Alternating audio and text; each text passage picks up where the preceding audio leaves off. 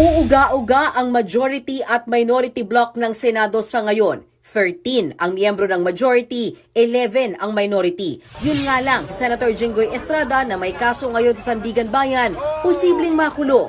Lalo't non-bailable ang kinasasangkutan niyang kasong plunder kaugnay ng 573 million pesos na umunay kickback niya sa flood control project sa Bulacan. Bukod kay Estrada, isa pa raw nakakasuhan ng Ombudsman Senator Joel Villanueva na isa ring miyembro ng mayorya. Pati si Senator Rodante Marcoleta nahaharap din sa reklamong plunder at indirect bribery. Una namang nagtatago si Senator Bato de la Rosa na may ICC warrant of arrest. Ibig sabihin, posibleng mapilay ang mayorya ng Senado. Kung sakali, ang ngayoy 13-11 baka maging 9-11. Pero para magtagumpay ang isang kudeta, dapat makakuha ng absolute 13 votes para mapalitan ng Senate President. Pero ito, sa programang story ko ng One News, sinabi ni Senator Erwin Tulfo na may dalawang senador umano ang disgusted o nandidiri na sa mga nangyayari sa Senado.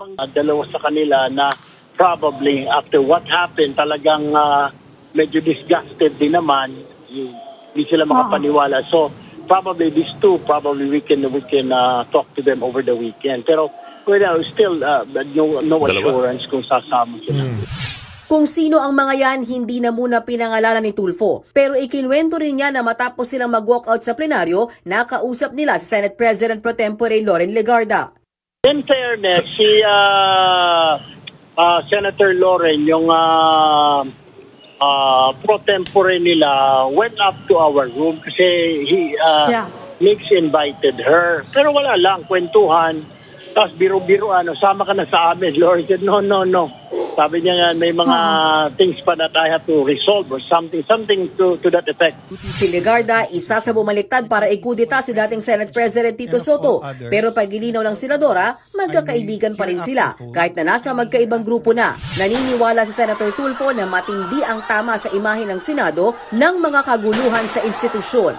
Mareremedyohan lang daw ito oras na mapalitan na ang liderato. Si Senator Amy Marcos naman muling iginiit na political persecution ang nangyayari. Timing daw kasi ang attempt ng minorya na harangin ang isinusulong nilang online participation sa sesyon ng Senado at ang kaso laban kina Senator Jinggoy at iba pang majority senators. Malinaw daw na hindi ito para sa hustisya at accountability, kundi anya dahil sa pagiging desperado ng administrasyon na manatili sa kapangyarihan. Dagdag pa ni Amy, disenfranchisement of votes o mababaliwala daw ang ilang milyong tao na naghalal sa mga senador kung hindi sila papayagan na sumali at bumoto sa sesyon via online. Pero git naman ni Senator Peng Lacson, pwede pa rin namang physically present sa impeachment trial ni Vice President Sara Duterte ang mga senator judges na posibleng maharap sa pagkakakulong. Pwede raw humingi ng permiso ang impeachment court sa Sandigan Bayan o anumang korte na nakakasakop sa kaso ng isang senador. Doon hihiling ng leave of court. Oras daw na mapayagan ito, e-escorta ng isang senador papunta sa Senado para makadalo at makaboto sa impeachment trial.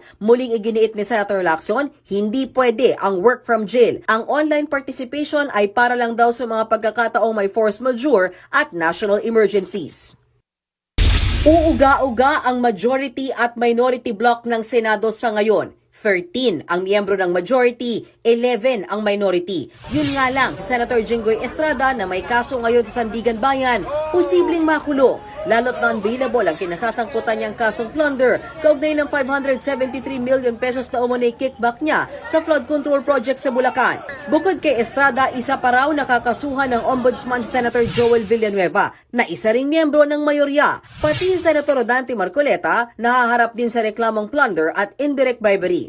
Una namang nagtatago si Senator Bato de la Rosa na may ICC warrant of arrest. Ibig sabihin, posibleng mapilay ang mayorya ng Senado. Kung sakali, ang ngayoy 13-11 baka maging 9-11. Pero para magtagumpay ang isang kudeta, dapat makakuha ng absolute 13 votes para mapalitan ng Senate President. Pero ito, sa programang story ko ng One News, sinabi ni Senator Erwin Tulfo na may dalawang senador umano ang disgusted o nandidiri na sa mga nangyayari sa Senado. Dalawa sa kanila na probably after what happened talagang medyo disgusted din naman, hindi sila makapaniwala. So probably these two, probably we can talk to them over the weekend. Pero still no assurance kung sasama sila. Kung sino ang mga yan, hindi na muna pinangalanan ni Tulfo. Pero ikinwento rin niya na matapos silang mag-walkout sa plenaryo, nakausap nila si Senate President Pro Tempore Loren Legarda. In fairness, si Senator Loren, yung pro tempore nila, went up to our room kasi Nix invited her. Pero wala lang, kwentuhan. Tapos biro-biro, sama ka na sa amin. Lord said, no. Sabi niya nga, may mga things pa that I have to resolve or something to that effect. Si Legarda, isa sa bumaliktad para ikudita si dating Senate President Tito Soto. Pero pagilinaw ng senadora, magkakaibigan pa rin sila kahit na nasa magkaibang grupo na. Naniniwala si Senator Tulfo na matindi ang tama sa imahe ng Senado ng mga kaguluhan sa institusyon. Mareremedyohan lang daw ito oras na mapalitan na ang liderato.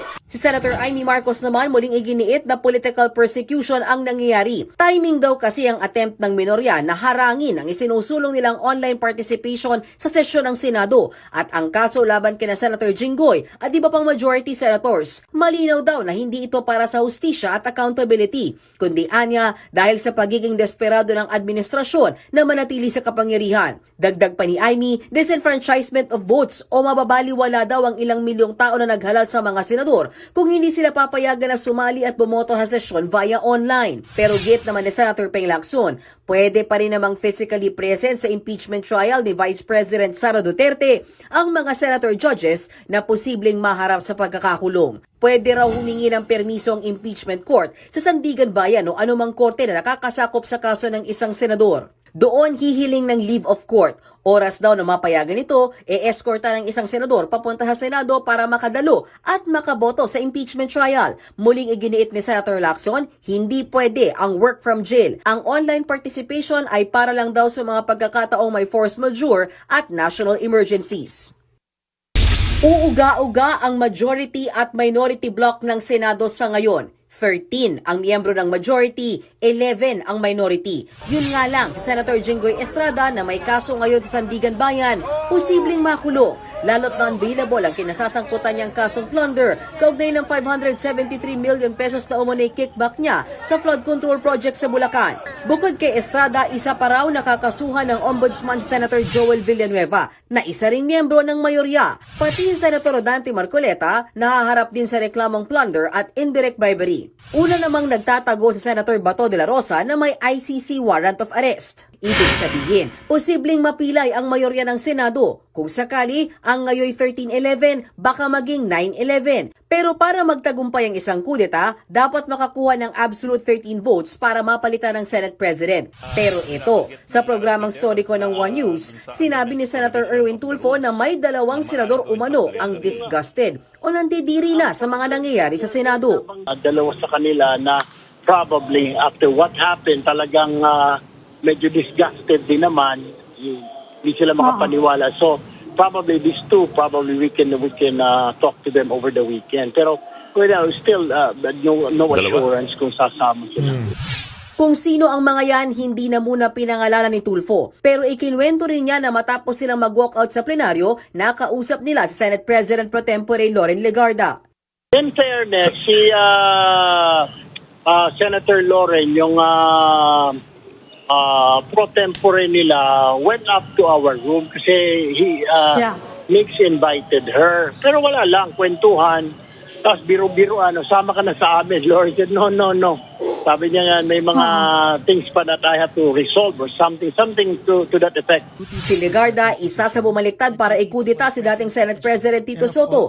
Pero pagilinaw ng senadora, magkakaibigan pa rin sila kahit na nasa magkaibang grupo na. Naniniwala si Senator Tulfo na matindi ang tama sa imahe ng Senado ng mga kaguluhan sa institusyon.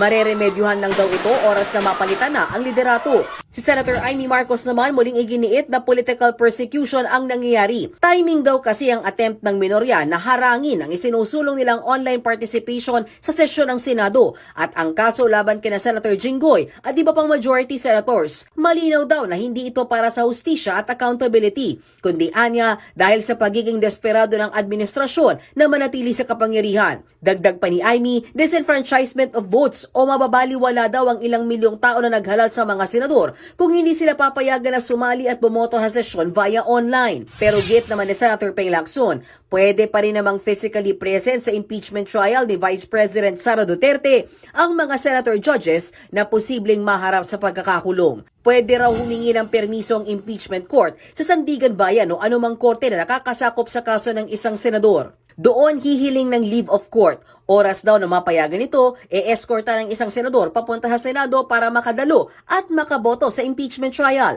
Muling iginiit ni Senator Lacson, hindi pwede ang work from jail. Ang online participation ay para lang daw sa mga pagkakataong may force majeure at national emergencies.